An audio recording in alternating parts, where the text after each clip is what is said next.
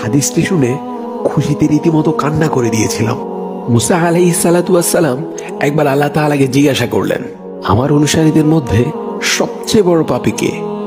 আল্লাহ তাআলা একটি নির্দিষ্ট পথের দিকে দেখিয়ে বললেন, এই পথ দিয়ে যে সবার আগে অতিক্রম করবে সেই হচ্ছে সবচেয়ে বড় পাপী। আল্লাহ তাআলার কথা অনুযায়ী মুসা আলাইহিস সালাতু ওয়াস সালাম বসে দেখতে লাগলেন।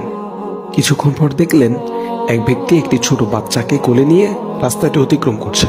তিনি সাথে সাথেই বুঝে ফেললেন এই হলো সবচেয়ে বড় পাপী। এরপর তিনি আল্লাহ তাআলাকে আরো একটি প্রশ্ন করলেন, হে আল্লাহ, আমার অনুসারীদের মধ্যে সর্বাধিক ভালো মানুষটাকে? আল্লাহ তাআলা উত্তরে বললেন, সন্ধ্যা হওয়ার সাথে সাথে ওই একই রাস্তা দিয়ে যে ব্যক্তি অতিক্রম করবে সেই হচ্ছে সর্বাধিক ভালো মানুষ।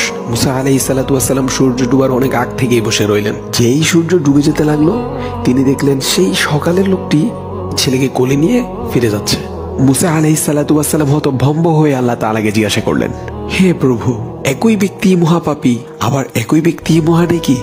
আল্লাহ উত্তরে বললেন, হে মুসা, এই ব্যক্তি সকালে যখন তোমার সামনে দিয়ে তার ছেলেকে নিয়ে জঙ্গলে প্রবেশ করছিল তখন কোলের ছেলেটি বাবাকে জিজ্ঞাসা করেছিল, আচ্ছা বাবা, এই জঙ্গলটি কত বড়? বাবা উত্তরে বলেছিল, অনেক বড়। নিষ্পাপ শিশুটি আবার প্রশ্ন করলো, আচ্ছা বাবা, জঙ্গল থেকে বড় কিছু আছে? তখন বাবা উত্তরে বললেন, হ্যাঁ বাবা, আছে। ওই যে ওই পাহাড়গুলো দেখছো, পাহাড়গুলো জঙ্গলের চাইতেও বড়। পুনরায় ছেলের প্রশ্ন, আচ্ছা বাবা, পাহাড় থেকে বড় কিছু আছে? বাবা উত্তরে বললেন, আছে তো, আকাশ পাহাড়ের চাইতেও বড়। ছেলের পাল্টা প্রশ্ন, আচ্ছা বাবা, আকাশ থেকে বড় কিছু আছে?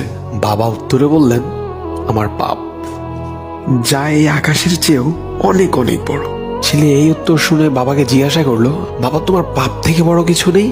তখন বাবা চিৎকার দিয়ে ছেলেকে জড়িয়ে ধরে কাঁদতে কাঁদতে বলল, আমার পাপ থেকে অনেক অনেক গুণ বড় আমার আল্লাহর রহমত।